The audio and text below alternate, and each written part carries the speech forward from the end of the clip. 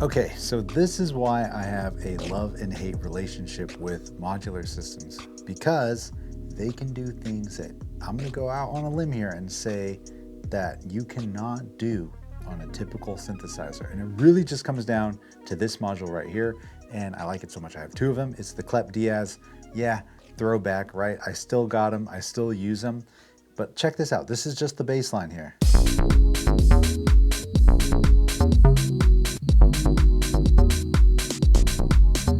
Right, and I can just change up with like adding a couple triggers here. And then I can even go and change up the pattern a bit.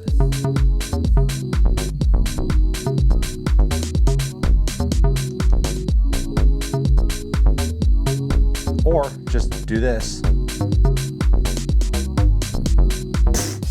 I mean, come on, this is so sick, right? So I'm gonna break this down. I'm gonna pull all the cables out and show you exactly what's happening.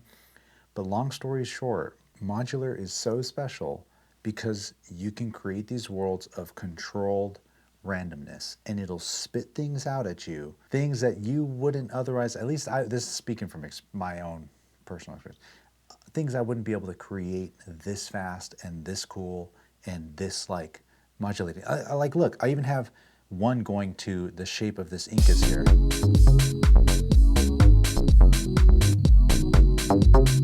Like this. And then 3 is going to maybe the weight.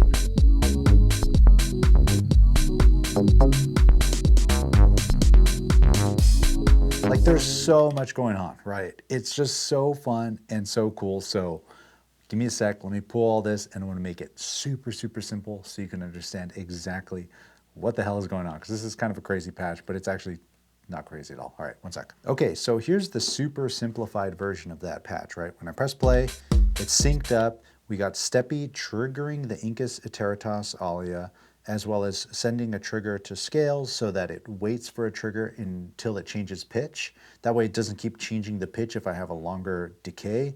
Hopefully that makes sense.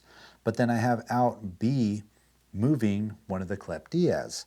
And the Clep Diaz, or the CD, is a really, really cool module. And I've loved this thing for literally years. Check out the video I have linked down below to my first exploration with this thing. But what it does is you get to choose how many steps it takes to go up from 0 to 5 volts. It's kind of like an LFO, but it's these rhythmic jumps that keep moving up, or you can flip it to down, or you can flip it to up down. So I have it in step and I have it going up.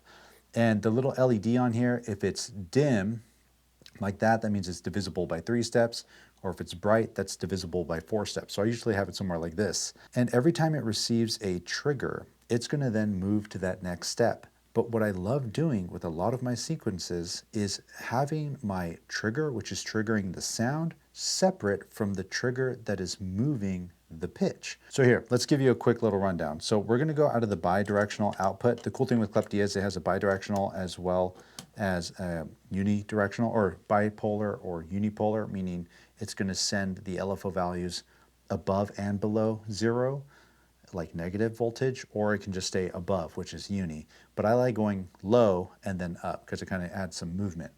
So if I press play now, and of course add some triggers to B, we'll just go like this, you can see this is now moving. And the way it's moving, let me actually mute this. Here you can see every trigger, this is moving from really low to kind of high to really high. That's the 4 steps it's moving in. If I set this to 3, really low, nothing, really high, really low, nothing, really high. You get it? So if you do something like 5, it's gonna start moving the pitch weirdly and moving it around. So then I'll send it from this. This is just a way for me to attenuate the signal so it's not going all the way up. I'm gonna send this to our steppy, or to our scales. And then I'll start turning this up.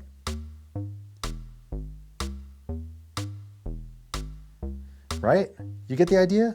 Now look, we're gonna go back into B, and I'm actually gonna change how many steps happen.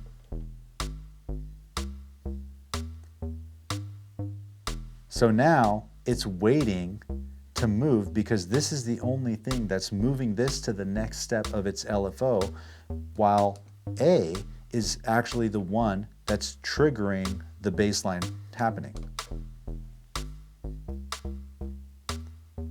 So watch, we'll reset this here. And I actually don't have a reset in here, which I probably should. And in cases like this, I usually end up sending output D to be my reset. And I'm actually gonna do that like this. So I'm gonna use this stackable and I'm gonna reset the Clep Diaz. That way, when I create a random pattern, it's gonna be replicatable, if that makes sense. It's gonna be the same thing every time I turn it on. So there, no matter what I do, every time I restart this, this is gonna go super deep red.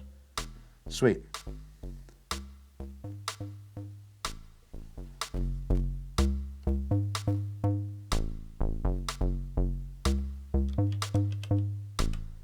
Let's bring this stuff in.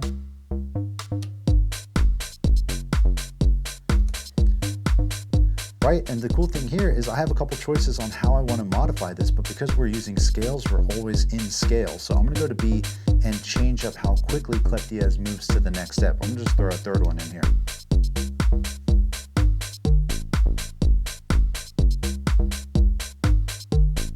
There's a new pattern, right? Let's move it over one. And let's throw two more in here.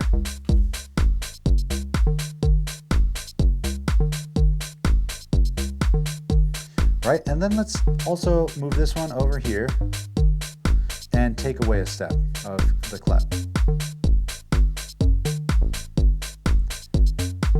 And maybe I don't like this note, just delete it. Ah. Now this is where things get nuts because we still have this unipolar section here, right? And all of this is going out everywhere. But I'm gonna go into 3, and with 3, I'm gonna send that to, let's just go, for now, just for the purposes of this to really see what's going on, I'm gonna go into the volt per octave of our filter, which is gonna open up our filter.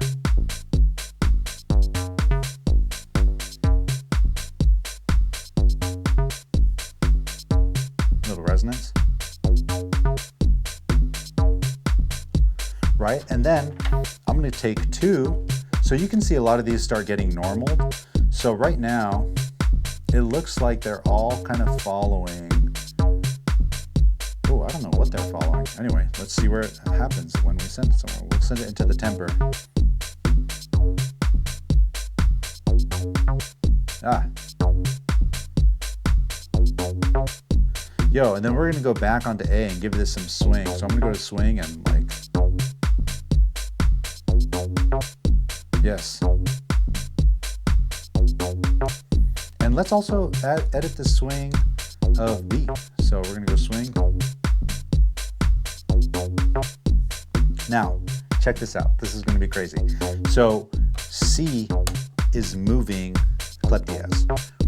It's on a stackable, so I'm also gonna send it to the other Clep Diaz and set this to 3 steps. Now this is moving around all crazy, and we need another one to reset this, so it's also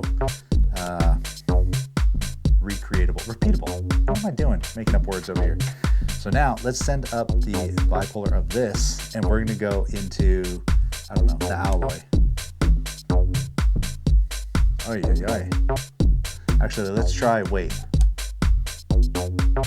Oh, you know what? I'm not even going into an attenuator, so let's try this. We're gonna go into 1.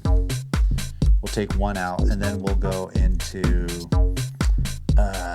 oh man, I don't know, bass, alto, treble.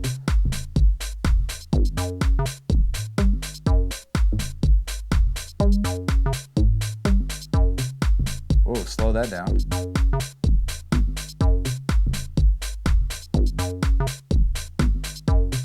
Turn up a little bit. Ah. Or check this out, we'll go into its time, which is the decay time. We'll make it super short.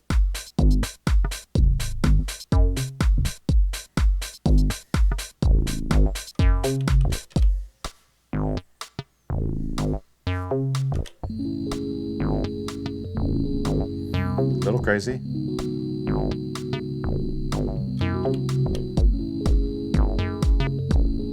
Right, we'll take that out.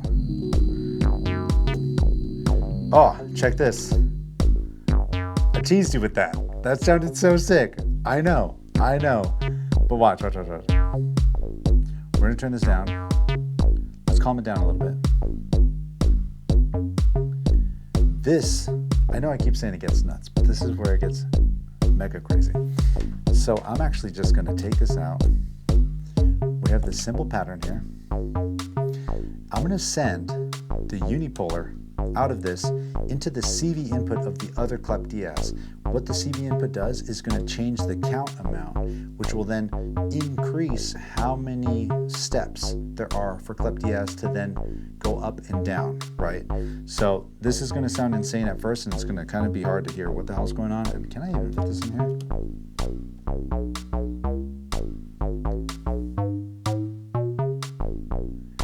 So now it's like kind of weirdly jumping around. And if I increase the steps, and then maybe set this to random,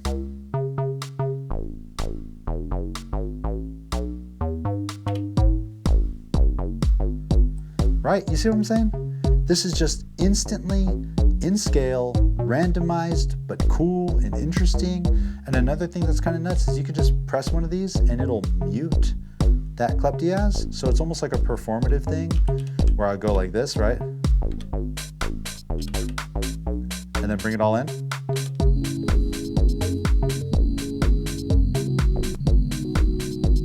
And maybe I want some more triggers happening, right? So let's just play them in. We'll go here.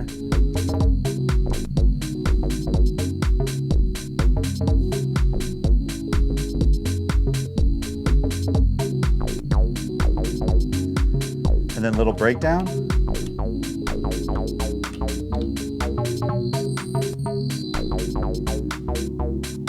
And then out. I mean, come on. This is so sick, right? We'll start bringing up some other stuff.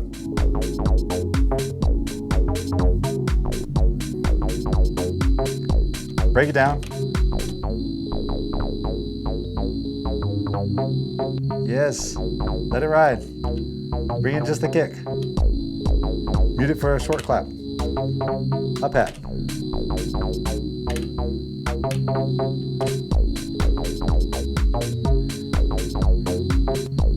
Wait.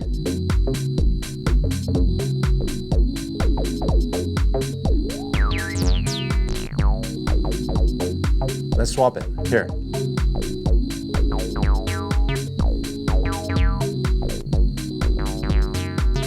Oh, yeah. Now, let's see what happens when we just change this to 3 steps, right? We'll go here into track 9.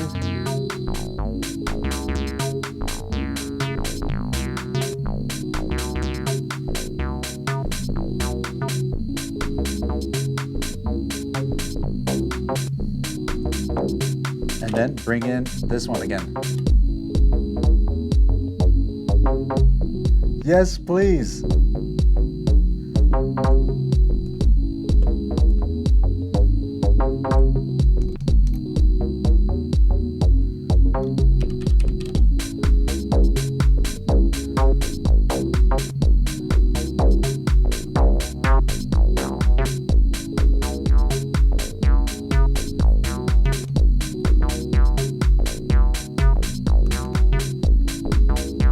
There it is.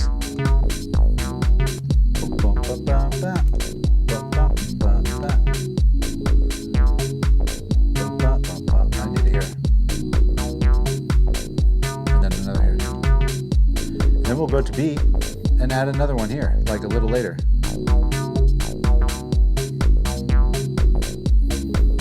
Bring this down to 2. Take this out, bring this in.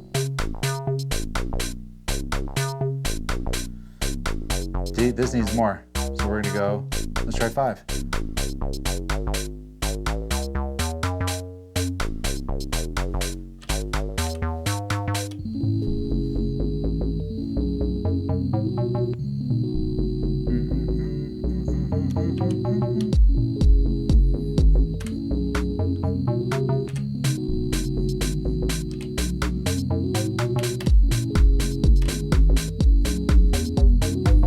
Yo, I can't get enough.